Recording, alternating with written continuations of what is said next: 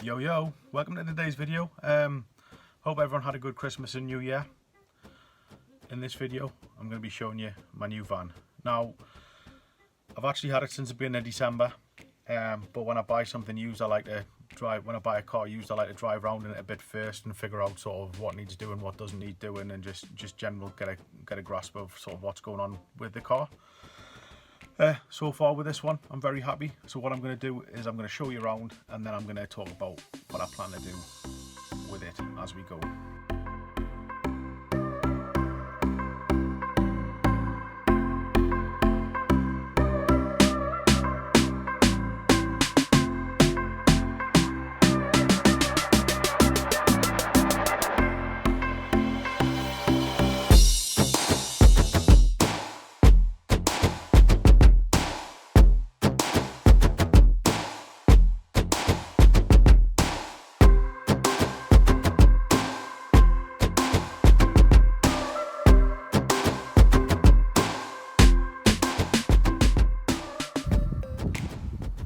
So I believe the actual word for it is a Caddy 2K facelift, but I think most people are just calling it the Caddy 4. So it's Caddy 4, basically 2016, so 3 years old.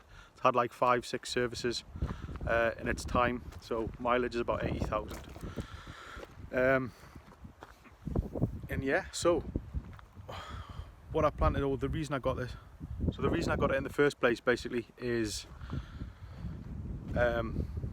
one of the brands is doing really well and it's growing and growing. So what that means is when we go to wholesalers, we've got to the point now where the car's full. Like I said in the last video, sold my car, so I was carless for about 2 months and it was starting to really great on us. So I figured, why not do this and tick about 8 boxes with one purchase. So difference between this one and the previous model, or the other facelift version, is it's now got a sort of a bigger grille. It's got the chrome across the grille. It's got a little bit of chrome in the headlights and updated headlights. So basically a new front wings. It's got the line across, which carries on through into the doors as well. Updated side repeaters. And then I think from there backwards, it's exactly the same as the previous model.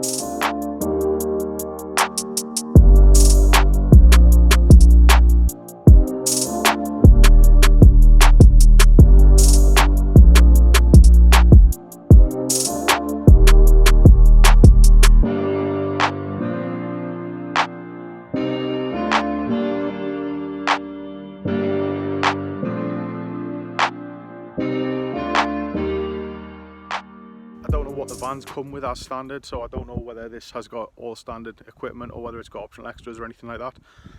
But as far as I understand, it's like the base model. It's got electric windows, it's got heated mirrors, and it's got air conditioning, which is, I mean, technology wise, that's about as far as I like to go in cars. I'm not one of these people who like to drive computers and things like that, so it ticks all the boxes for me. In fact, I would say it's probably like a little bit advanced. The interior's had an update as well, so more up to date interior, dashboard, glove box. The previous one didn't have a glove box, which to be honest was, I know you can buy like the covers from eBay and things like that. So like I said, more updated interior. And then as we move into the back, so this one is fully ply lined.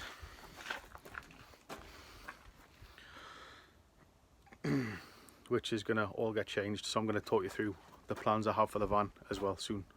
So back end fully ply lined. It's in really good bodywork wise condition. Engine wise seems to be in good condition. It's been looked over by a professional. So yeah, engine, it's the 2 litre 102 PS.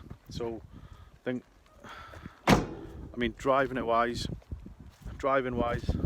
I'll get back in the van, 2 seconds.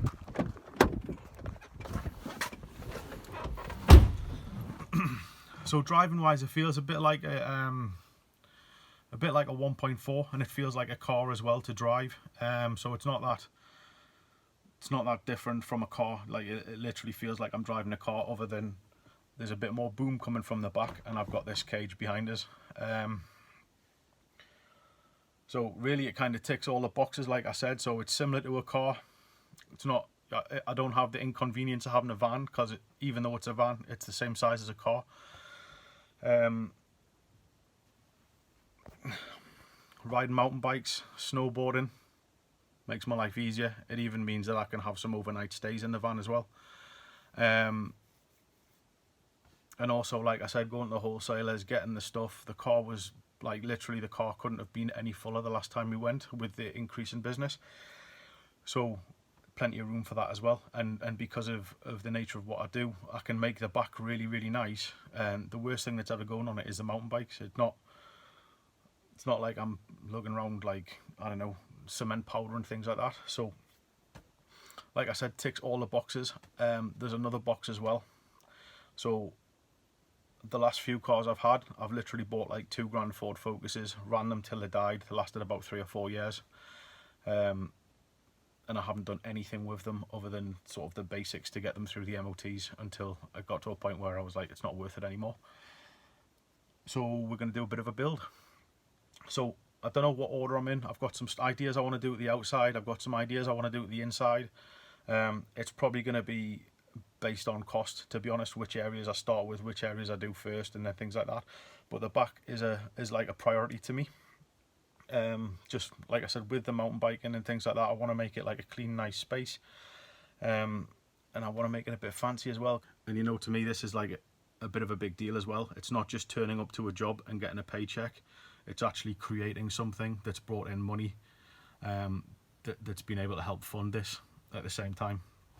And sort of me and the wife sort of pushing towards our end goal. So a huge tick off the box. The next one is she's gone part-time to help even more. The next one is she goes full-time in this. The next one is she goes full-time in the business.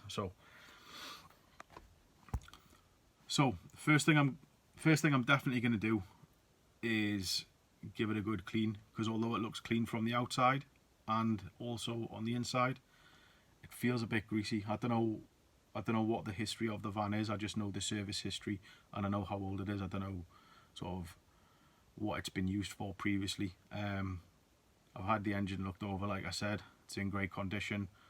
I've had a look around the bodywork and everything like that, and everything appears to be in great condition as well.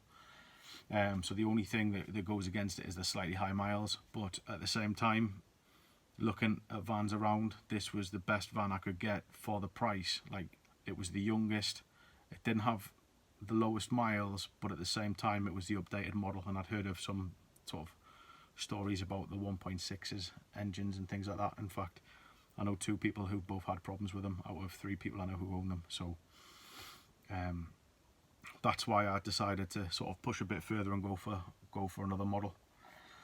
Go for the most recent model, because then you get the most recent engines, and fingers crossed, hopefully any issues that they've had previously are all now sorted out, and it should run good. But anyway, that's enough for this video. I'll see you for next video, where we'll start doing bits and pieces to it.